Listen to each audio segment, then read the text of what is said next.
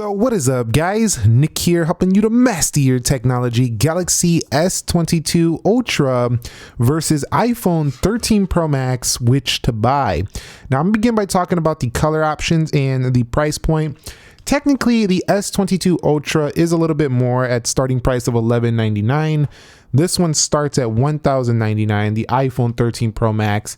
And they both come in several different colors. We have, even custom colors like sky blue and red for the S22 Ultra, but it comes with a phantom black, white, burgundy, or green stock. And then you can get this graphite here for the iPhone 13 Pro Max, gold, silver, or Sierra blue. There is no custom color options for iPhone. It's just straight up the colors they offer.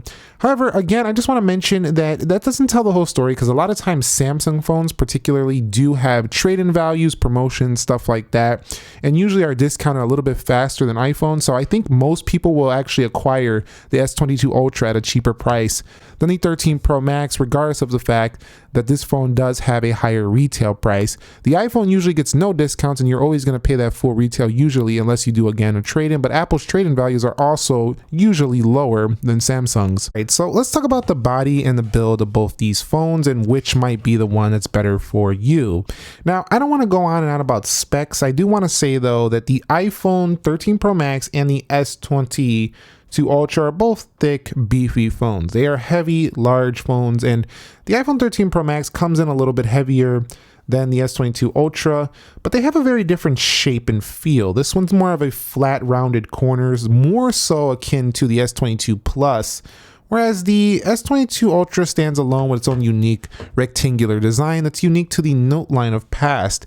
Now this one right here does feel a little bit better balanced, I feel like, than the iPhone 13 Pro Max, which feels really heavy up at the top. This one's also a little top heavy, but it just feels a little bit better balanced. The iPhone though, really flat, and I like that flat display. It's really gorgeous. I do enjoy that. Now, when we're talking about the actual build quality, they both have this similar matte textured back here glass. It feels about the same. The Galaxy's cameras are fully exposed. They do have a little housing around the iPhones, but those are also pretty exposed. So you got to be careful with these cameras. I would put these in a case, although they probably are pretty durable, won't scratch or break that easy. It's still something that concerns me on both. In terms of overall looks, it's going to come down to, do you like rectangular corners or rounded corners? That's really the main deal, because they both feel about the same premium factor. The stainless steel edges for this iPhone 13 Pro Max, though, still I think set it a little bit apart from the Samsung, which uses these more aluminum armor edges, which are really premium, but at the same time, they don't feel or look quite as good to me as stainless steel, but they're getting there. I wish they would just put stainless steel on there. I will say that I do like having a punch hole over the notch. The punch hole just looks better in my eye than the notch on the iPhone, which did get reduced, but it's still there. However, that does give it a nice security advantage with Face ID. I still like the punch hole better. Some people like when the punch hole is off to the side, but my favorite all the time was the OnePlus 7 Pro, which had the pop-up camera, but they got rid of that. We don't see phones with that anymore. You can see on the front, very different looking, more rectangular. And this one is just more of a flat display with a forehead up there. You can see definitely, so a little bit different there. And I do feel like the Galaxy feels a little bit like more thinner bezels than the iPhone. You can see those bezels a little bit more. So it's really down to your preference. I gotta say, they feel really different, but they also feel really similar, and that they both feel about the same premium factor. They both feel heavy. It's just down to iOS or Android here. But if you like this form factor more, I would consider pushing you towards the Galaxy S22 Plus if you're more into this form factor and you do want a Galaxy though, because this phone is a lot more like the iPhone 13 Pro Max in design than the S22 Ultra. Now, this one is not that difficult for me, but I could see how some people wouldn't care too much. But if you care a lot about the display, the Galaxy S22 Ultra is the better phone for me. I think it's just better all across the board. Not only does it get brighter than the iPhone 13 Pro Max, it has the same type of adaptive refresh. The display is actually sharper. It actually has a higher pixels per inch, and it's much easier to see in direct sunlight. Like, this thing is super bright. You can also tweak it to extra brightness, which you can also get really good brightness on the iPhone, but this one just has a higher nit. It's sharper. It just looks better. It's more saturated. And if you don't like the oversaturated, the punchy colors, it almost looks just like the iPhone if you put it in natural mode. So I think this is where Samsung is really just top of the game. is a display. There's just no competing here. The iPhone is great. Don't get me wrong. It has a gorgeous display as well, but Samsung's king in this respect. Now, if you want the iPhone though, you're still going to get a beautiful OLED. And again, I don't think the Samsung is so much better in the display that you would just pass up on the 13 Pro Max. But I'm saying if that is the thing you care about the most, go with the Samsung. However, what I like about the iPhone's display is that it's very well tuned. It's very accurate. It's probably really good for those of you photo editing, video editing on your phone. In addition, if you do like a very smooth display, I find the ProMotion right now to feel a little smoother than that of the Galaxy S22 Ultra. And again, if you like a more flat display, you find this easier to deal with, less accidental presses, stuff like that. You might enjoy this display a little bit more. In addition, if you're more into an accurate, non-saturated look, this might be the move for you as well. And if you like a really bright display, this one also offers you a 1000 nits usable brightness. So this thing is really bright right out of the gate. Both of them very good, but I gotta say, I'm giving it to Samsung if you want the best overall display on a smartphone today. Now, both of these phones are smartphones. They do give you similar functionality. However, if they could be more different in one area, it's the software. We have an app library over here. We have an app drawer over here. So the way you get to it's very different. It's all the way off to the left. It's up over here. You have a lot more customization. You can write notes with the S Pen, although you can do notes with some widgets now that iOS has widget support. You can just add widgets and do like little sticky notes and stuff and just add it to your home screen. So you can get similar functionality, but there's no S Pen support like you'll find here on the S22 Ultra right there, giving you a lot more practicality and stuff like that. However, the iPhone still has a nice amount of app polish and stuff. You still can't put apps wherever you want on the screen. They still fly up, traditional iOS fashion. I will say though that the iPhone seems to feel more optimized in its software, still feels smoother day to day, and this is a very big factor. A lot of people just want their phone to run smooth all the time, every day for several years. If that's you, this is your device. I think the Samsung requires a little bit more maintenance. You got to make sure you keep this thing updated. You want to make sure you're keeping up with the updates and stuff like that. And it's going to take a little bit more to learn every little feature you can do in here, but it's fun to use. There's just so much you can do on this phone. There's a lot of advanced features and stuff like that. And there's more advanced features with the S Pen, specifically motions and gestures. All the stock Samsung stuff is here. But if I go over here, and I go to themes, they also have their own Galaxy Store on top of the Play Store. So you never really get bored on this phone, whereas the iPhone is one experience all the time. It works well. It can get boring, but you know, it also can be fun if you're playing around with widgets and customizing it as well.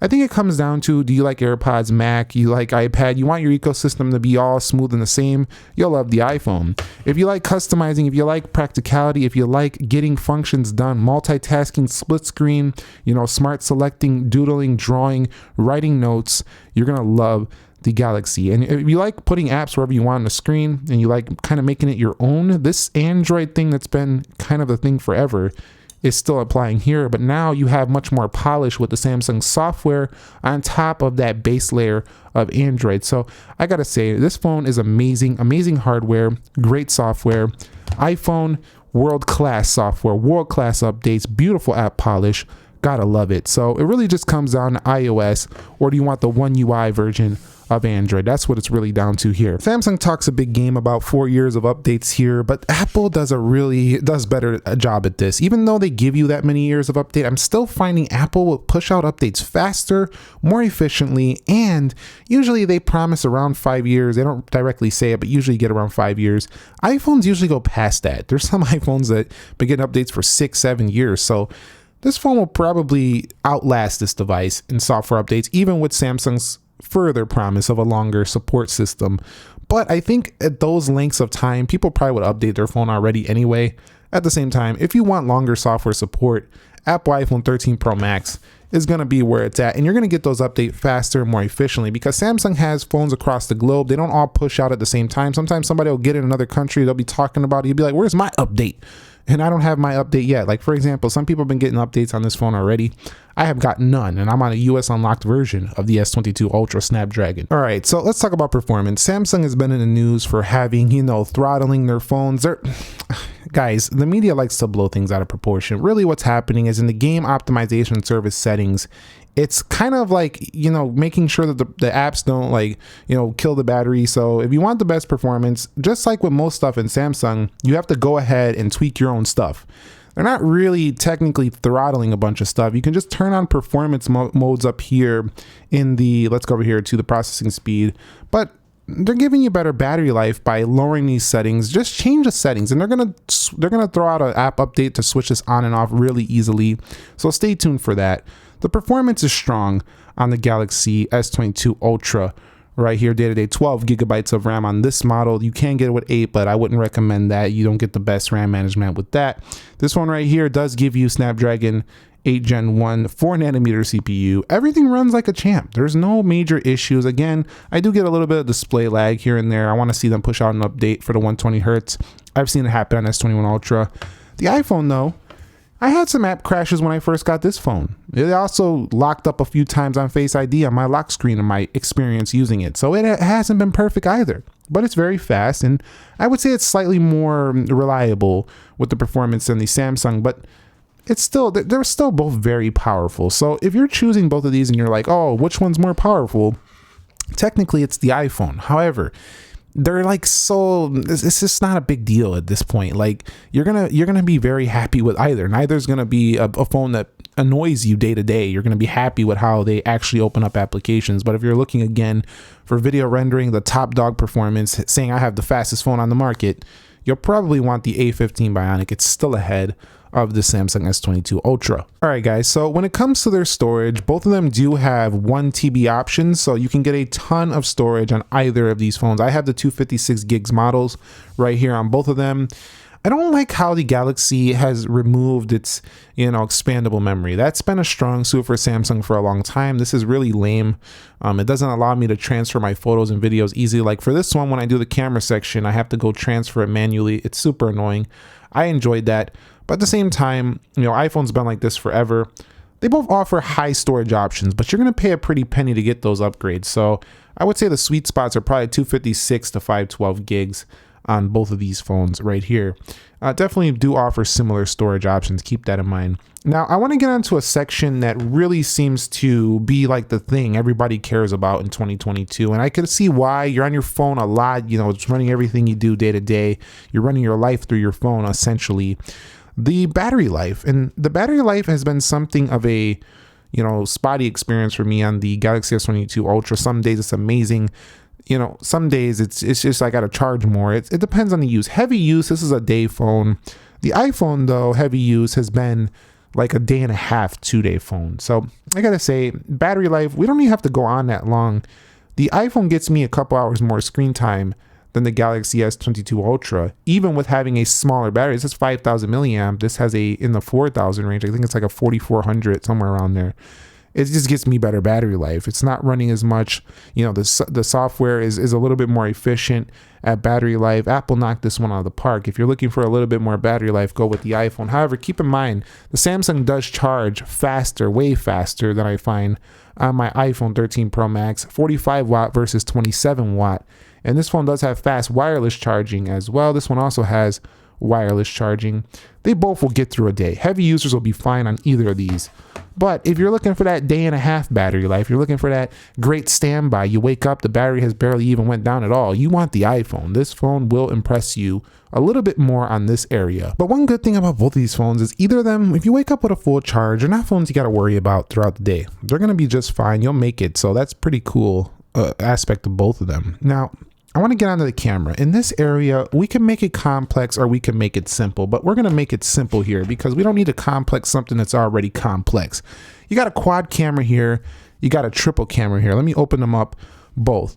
Here's the difference. Samsung is giving you a 10x telephoto zoom, which allows you to zoom much farther and much sharper than the iPhone. Apple's giving you a cinematic video mode, which gives you some amazing film-like qualities.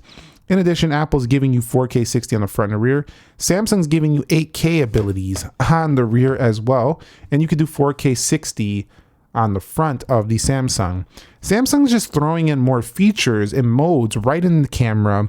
And Apple is focused more on giving you phase detection, basically perfect autofocus, amazing video quality, very well tuned, and some just very accurate looking photos. So easy to take photos with. Samsung also easy to take photos with, giving you more features. So if you're more into the features, you're more into, I want to play around with this camera, I want to like explore it, I want an amazing night mode. I find the night mode to just get brighter and a little bit more fun to use on the Samsung.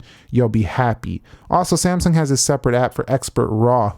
Apple does allow RAW here on the 13 Pro Max as well. You'll see it up here in the right hand corner. Up at the top there, I have it turned off, but RAW, they have their own Expert RAW mode here on Samsung.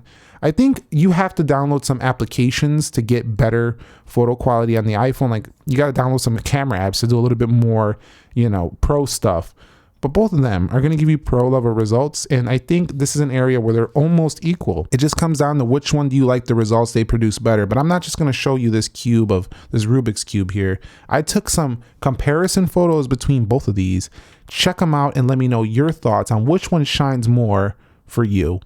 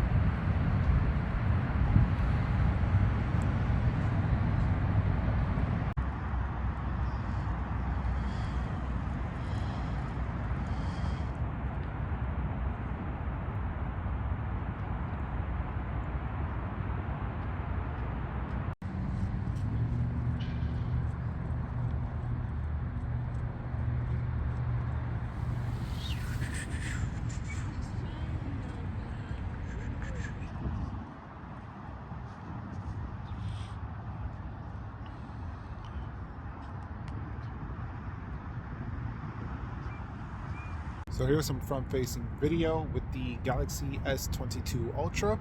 You can kind of get an idea of how it performs. Let me know your thoughts down below. So here is some front-facing video with the iPhone 13 Pro Max. You can kind of get an idea how it performs. Let me know your thoughts down below. Alright, so here's some nighttime video with the Samsung Galaxy S22 Ultra. This is what you can expect. I'm shooting this in 4K 60. It might be downscale for the video, but this is what it does at nighttime. Alright guys, so here is some iPhone 13 Pro Max video at nighttime in 4K 60. This is what you can expect, how it will perform at nighttime. This is a darkly lit area, so it can show its capabilities. Now, when it comes to speaker performance audio, the Samsung does have Dolby Atmos AKG tuning, so this one actually gets a little bit better, a little bit louder than the iPhone's stereo speakers. Both of them are loud, but I found about a 4 decibel increase on the Samsung over the iPhone. So if you like a little bit louder, audio from your speakers, Samsung's got the win here. Apple's really good though. Their speakers sound really clear, very nice and tuned, so you'll be happy either way. But if you want a little bit louder noise, you'll have to turn on Dolby Atmos and you'll get a little bit louder. on the Samsung. We can't do this comparison without talking about biometrics, and I still say it to this day, I think this fingerprint sensor is more reliable, you know, with the masks and stuff. I know we're lifting some of those restrictions, but if they do come back, you know, we still have that fingerprint. I do like Face ID's convenience though. It's so easy. You just look at it, you don't gotta do anything. It's the more lazy method to me. I just look at the phone and boom, it's open. No problem. Easy. Love it. Now this phone right here though, you can do face unlock as well. If you just look at it, it just unlocks. I mean, pretty amazing as well. So I'm gonna unlock it with my face, easy peasy. On both of them bypassing the lock screen. And only one can win it out here, and there's actually gonna be no winner, even though we could have one winning it out, because I find them both to be about the same with really good signal strength and really good 5G performance, both of them strong in this area. I think you'll be very happy. This is an area they improved over past years. Both of these, you know, specifically the iPhone wasn't that great. Samsung has been great for a minute, but just really good signal strength on both of these. You're going to be super happy in this area.